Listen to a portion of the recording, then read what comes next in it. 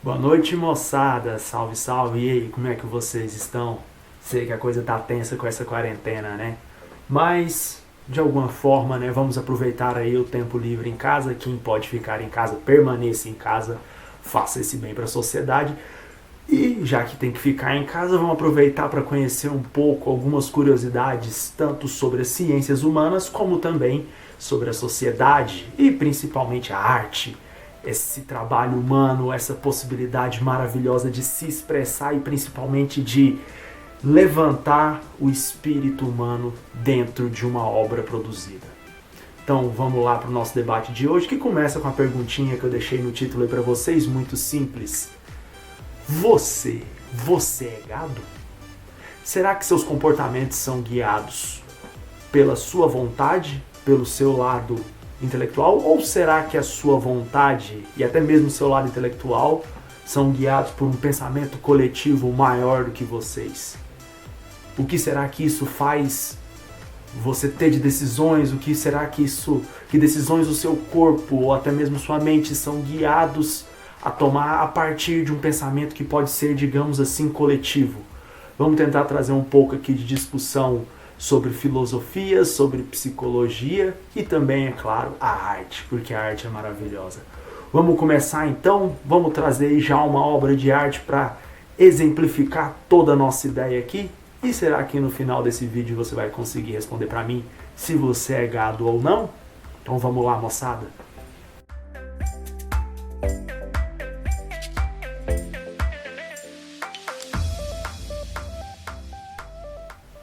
E para começar nossas discussões, vamos então apresentar aí a obra de arte, né?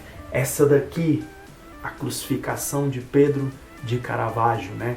Uma obra encomendada em 1601 por Tibério Ceraci para compor a Capela Ceraci, para compor o altar da Capela Ceraci, né? Na igreja de Santa Maria del Popolo, em Roma.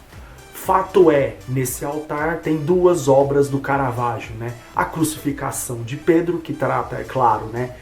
Pedro, a pedra angular da Igreja de Cristo, e a outra que é Conversão no Caminho de Damasco, que trata do nosso querido Paulo.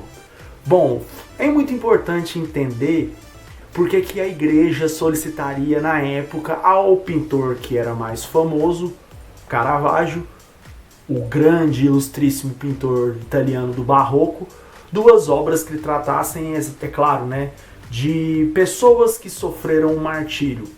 Vamos lembrar que a Igreja Católica passava neste período pela Contra-Reforma, consequência do grande crescimento do protestantismo na Europa, proveniente do nosso querido Lutero, do nosso querido Calvino aí, com as reformas protestantes. O grande contexto que a Alemanha, que a Inglaterra, com o anglicanismo e outras nações sofriam. Então a Igreja Católica preparou uma espécie de contra-ataque, foi a Contra-Reforma. Como muitos sabem, até se lançar ao mar por conta disso, vários se lançaram em nome da Igreja. Basta dar uma olhada aí nos jesuítas, nas missões jesuíticas e em Portugal. Também a Espanha e diversos outros países que tiveram um catolicismo fanático. Bom, o que é interessante então sobre a crucificação de Pedro para o nosso debate? Vamos voltar aqui para a obra. Elementos que possam nortear essa discussão e talvez responder esse questionamento muito simples. Será que você é gado? Será que o seu pensamento ele é guiado por alguma coisa maior, talvez uma força maior, talvez uma inteligência superior ou um sentimento coletivo? Vamos pegar então agora alguns elementos estéticos dessa tela maravilhosa e também da história de Pedro para a gente conseguir entender um pouco sobre esse sentimento do comportamento de manada.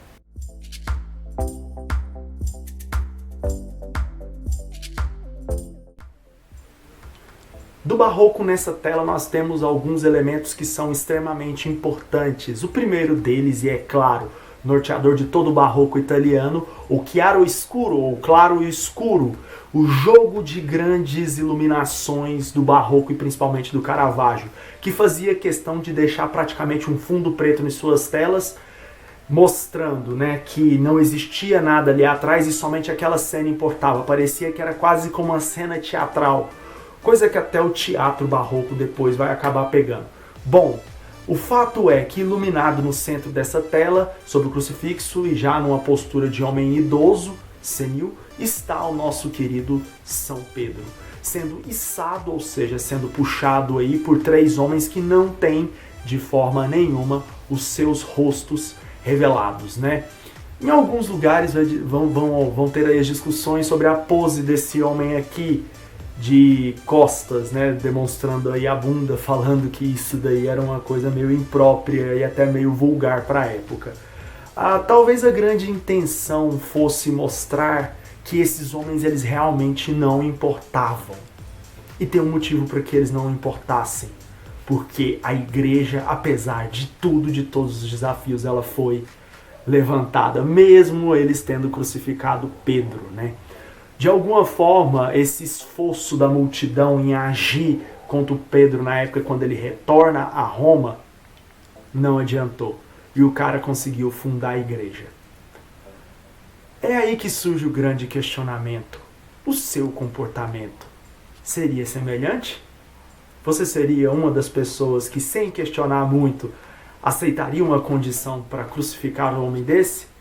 É claro que a pose que eles estão na obra e também o ato de o rosto deles não ser revelado em momento nenhum indica que provavelmente esses homens eles estavam sendo pagos para executar essa tarefa ou que faziam essa tarefa de forma trivial. Ao mesmo passo que eles têm contato com o corpo de Pedro, eles também estão distantes, ou seja, insensíveis à dor que o Pedro passa. Isso revela esse fato, que a multidão ela não tem rosto, ela não tem ideia de certo e errado, ela age única e exclusivamente pelo que ela acredita que precisa fazer naquele momento. Quantas vezes você já se deixou levar por um pensamento muito semelhante? Ou muito simples, você optou por comprar algo porque aquilo parecia ser o mais popular, ou que todos de alguma forma consumiriam. Como será que isso se reflete nas nossas relações do cotidiano? Primeiro vamos dar uma olhadinha no caso de Pedro e vamos discutir a sociologia e a filosofia por trás de tudo isso.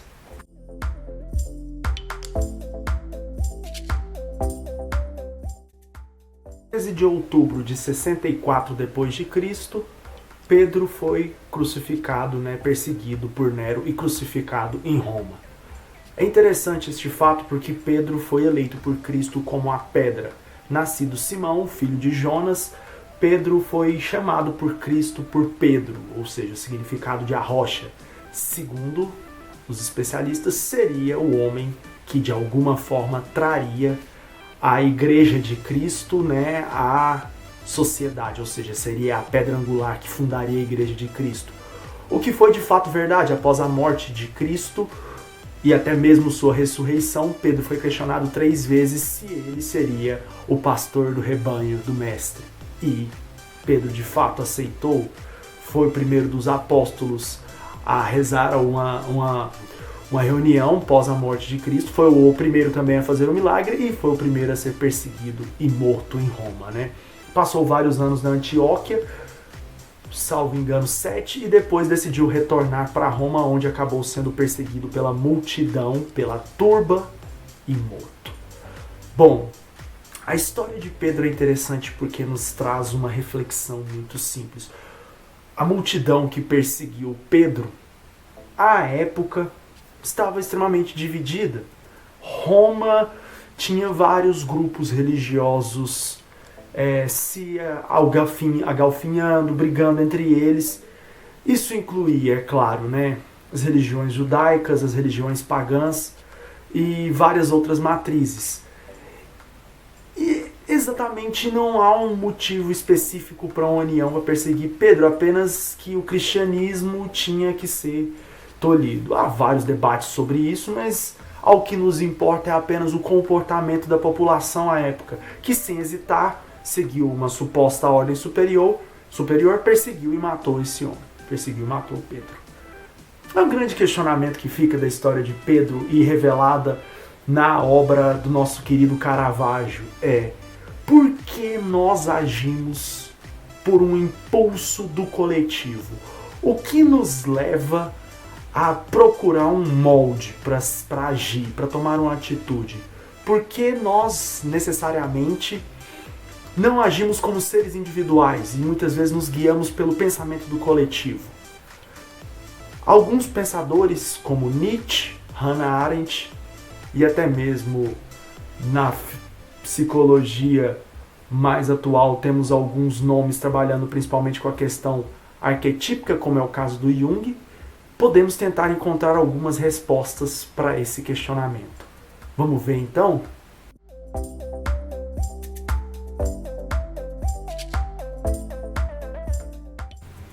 Nas obras Além do Bem e do Mal e A Genealogia da Moral, Nietzsche vai falar um pouco do que seria esse comportamento de rebanho do homem moderno.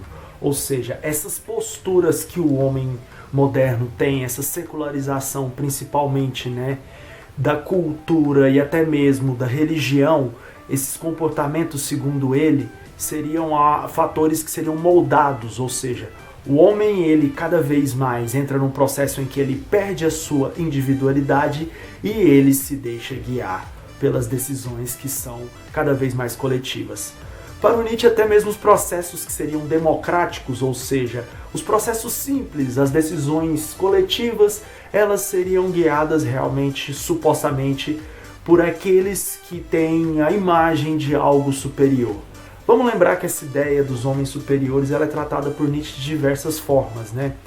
E tem vários conceitos dele, né? Nós podemos ver na noção do Zaratustra essa perseguição do ser humano pelo super-homem, e além, é claro, né, de outras obras do Nietzsche, principalmente Genealogia da Moral, né, que vão tratar aí de algumas das nossas ações com relação ao mundo, principalmente a nossa dificuldade em romper com esse pensamento coletivo, né?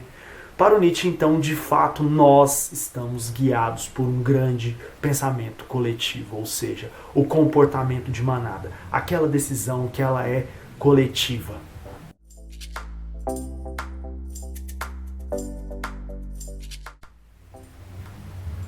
Bom, e é fato aí também, né, que a própria Hannah Arendt, como nós conhecemos, uma grande referência aí em tratar das culturas de massa e principalmente aí das origens do totalitarismo, que é um grande trabalho da Hannah Arendt pós Segunda Guerra Mundial, quando ela já está morando nos Estados Unidos, fala um pouco dessa relação, né, essa mesma relação que o próprio Nietzsche coloca, né, de que o homem ele realmente precisa de referenciais superiores, né, porque ele guarda ainda essa moral do escravo. Para Hannah Arendt, esse modelo de sociedade começou lá nas cortes do século XVII, século XVIII. Né? Eu li recentemente um artigo de Mateusz Soares Kuskowski que fala um pouco sobre isso, né? Que fala um pouco dessa dualidade. E que esse homem realmente ali do início do século XX, vindo do século XIX, ele tem realmente essas posturas coletivas, ou seja, essa ideia da moral do escravo que o Nietzsche coloca, ou seja, o homem que o pensamento dele é guiado por uma força maior, ou seja, ele já se coloca nessa função de escravo esperando a aprovação de um ser superior, ou seja, ele já aguarda que alguém tenha uma opinião maior, uma opinião mais formada, ou até mesmo a aceitação coletiva. Isso daí vai moldar a nossa sociedade como ela é. Para Hannah Arendt, isso vai nos levar a esses grandes movimentos de massa que nós vamos observar principalmente no século XX. E por que não agora, né? Nós estamos vivendo exatamente esse contexto na nossa sociedade atual? Ou será que não? Podemos lembrar também que a psicologia, principalmente em Jung, vai trazer a ideia dos arquétipos, ou seja, os padrões de pensamento coletivo, ou seja, as noções de instinto coletivo, ou seja, aquelas posturas coletivas que todos nós guardamos. E por isso temos esses arquétipos que são construídos desde as fases iniciais da nossa infância e atingem a nossa fase adulta, trazendo aí desde personagens, né, ou até mesmo idealizações, realizações ou sonhos ou ilusões que nós guardamos de uma certa forma, né? Nesse caso, esses pensadores estão tentando trazer o quê? O pensamento de que sim, Você pensa como gado a partir do momento que você se nega ao individual, a partir do momento que você aceita as determinações do coletivo em detrimento do individual. Pode parecer bobagem, pode parecer que isso ficou lá no início do século XX com o nazismo, com o fascismo e também com os movimentos de totalitarismo soviético ou até mesmo os movimentos culturais e movimentos políticos norte-americanos do período de Guerra Fria e de polarização política com a também União Soviética. Mas algumas imagens nos fazem pensar o contrário hoje.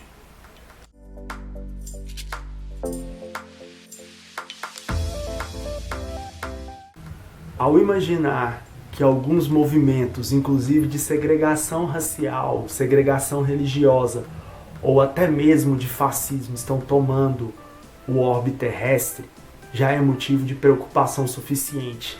Quem dirá quando nós podemos colocar esse contexto de dominação dentro das pequenas relações humanas? Quantas vezes você se deixa levar apenas pelo que o coletivo gosta? Quantos comportamentos, quantas decisões, o que você gosta, o que você não gosta, as festas, as roupas, a moda. Nietzsche e vários outros autores vão trabalhar inclusive a moda, as tendências, as grandes mudanças, o que entra, o que não entra. Meus alunos já conhecem, sabem que eu sempre falo a moda da pochete. Você nunca sabe se a pochete está na moda. Década de 80, década de 90, de repente alguém que é famoso usa e todo mundo quer usar a bendita da pochete. Fato é que a moda, de uma certa maneira, ela é guiada pelo pensamento coletivo. E o ser humano, como ele se coloca nessa postura de escravo, ou seja, ele sempre tem alguém para mandar no pensamento dele. Não são os benditos dos influencers hoje? Essa galera que passa o dia inteiro te falando, compre esse produto, use aquele, ou até mesmo te dita uma postura, essa balada é legal, esse tipo de festa é divertido. Nesse tipo de festa você pode consumir esse item, nessa festa não é muito bom você consumir esses itens. Todos esses comportamentos, todas essas práticas, elas estão arraigadas num pensamento talvez ainda mais subjetivo do ser humano. O Jung às vezes coloca que nossas energias elas se deixam afinizar e levar por uma ou outra em maior ou em menor quantidade. Então fica a reflexão para você. Você acredita realmente que pensa por si só? Você realmente quer continuar sendo gado? Toma bastante cuidado, galera. Toma bastante cuidado. Muita gente no passado achou que o pensamento coletivo era uma coisa interessante e tomou várias decisões que podem ser consideradas ruins. Pedro que o diga. O homem que foi nomeado por Cristo para fundar a igreja dele foi crucificado pelo povo que ele prometeu salvar. Tenta não crucificar ninguém. Tenta manter a sua ideia. Tenta pensar, tenta estudar, tenta se dedicar. Faça seu melhor. Não seja gato. Um abraço, moçada. Muita energia positiva para vocês. Vamos superar esse momento. Fique em casa quem puder ficar. Faça sua quarentena, respeite. Sempre que for necessário sair à rua, seguir todas as recomendações do Ministério da Saúde. E principalmente cuidem muito da cabeça de vocês. Quero ver todos vocês saudáveis, gente. Muito obrigado. Fiquem todos com Deus.